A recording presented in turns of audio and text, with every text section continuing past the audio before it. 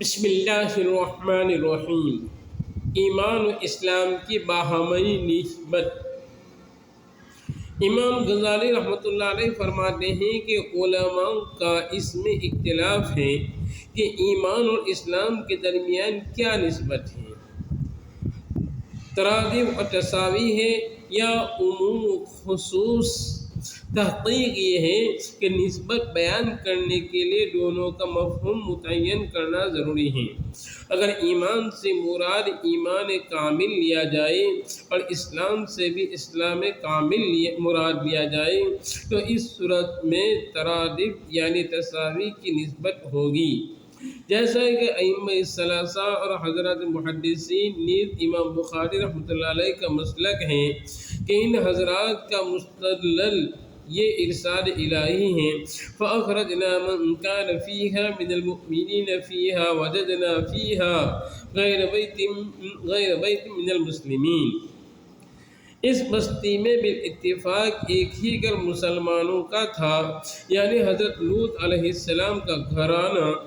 انہی کو مومن کہا اور انہی کو مسلم بھی کہا۔ اس سے معلوم ہوا کہ اسلام و ایمان میں ترادف و توارد ہے۔ اگر ایمان کی تعریف کی جائے هو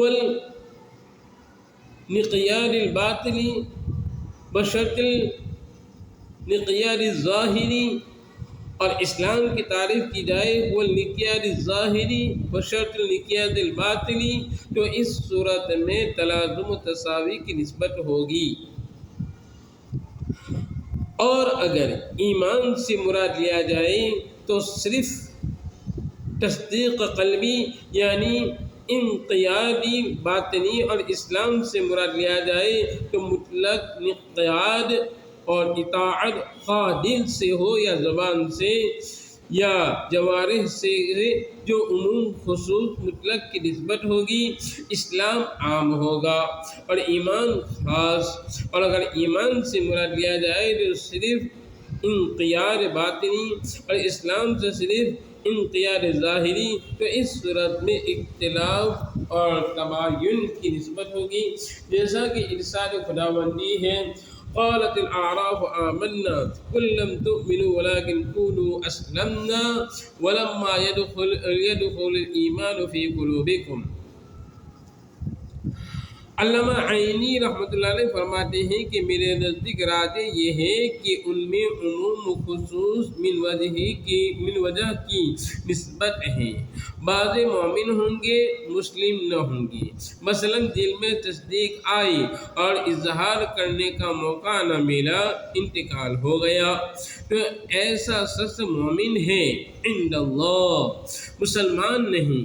اور ایک شخص جو زبان سے اقرار کرتا ہے لیکن دل میں تصدیق نہیں، تو ایسا شخص مسلم ہے، مومن نہیں، جیسے منافق ہے۔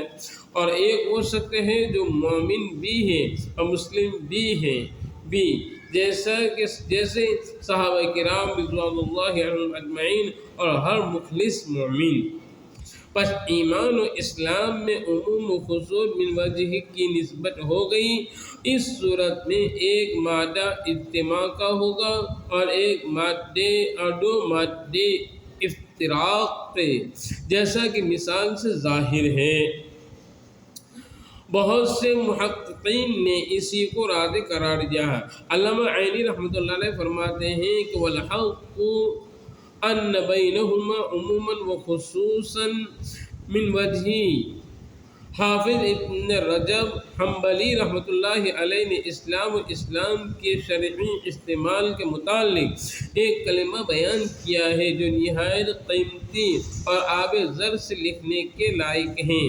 فرماتے ہیں الاسلام والایمان کا سمیع الفقیر والمسکین اور اجتماع تفرقات اجتماعی۔